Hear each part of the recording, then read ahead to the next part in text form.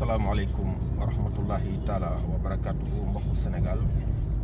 ñu ngi leen di nuyu yéen ñëpp di leen ñaanal jàmm di wàccee kenn ku nekk ci wàccuwaayam donc di def vidéo bu gàtt bi rek pour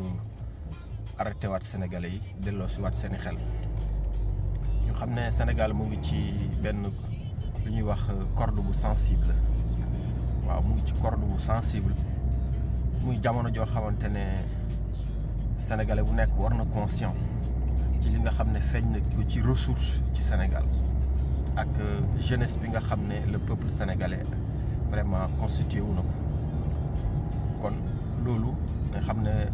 pratiquement Sénégal ñu ngi koy xaar ci un lendemain meilleur maanaam ëllëgu sénégalais bu nekk war nga ci am yaakaar di leen xamal ne lépp loo xam ne nag mu ngi Sénégal ñi nga xam ne ñooñu wër les grandes puissances xam nañ ko am nañ ci information bu leer ndax dañuy espionné dañuy gëstu dañuy def ay sondage def ay statistiques par rapport ak population bi par rapport ak suñuy recherche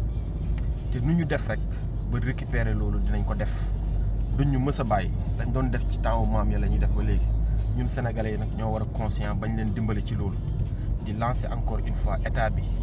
temps yi Sénégal lu ñuy tudd le mot terroriste bëri na trop waaw bëri na nag dëkk yuñ ko doon tudd après déstabiliser wul ñun nag nañu conscient ci loolu bu baax a baax Macky Sall ñi nga jàpp nga bàyyi leen sëriñ si yéen a tax ba peuple bi taxaw kon wax leen ak Macky Sall mu libéré ñëpp def leen pression ci moom